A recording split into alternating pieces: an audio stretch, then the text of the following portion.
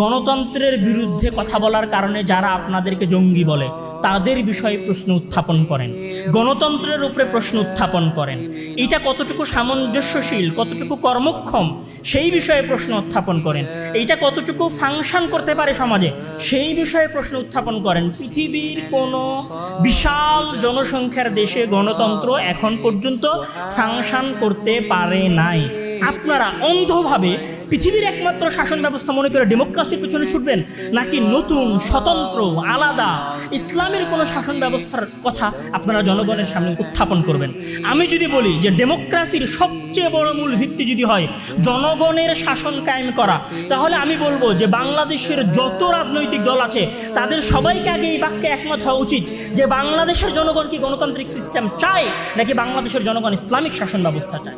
আগে এইটার উপর ভোট হতে হবে, তারপরে ডেমোক্রেসির বিষয়ে ভোট হবে, তারপরে নির্বাচনের আয়োজন হবে।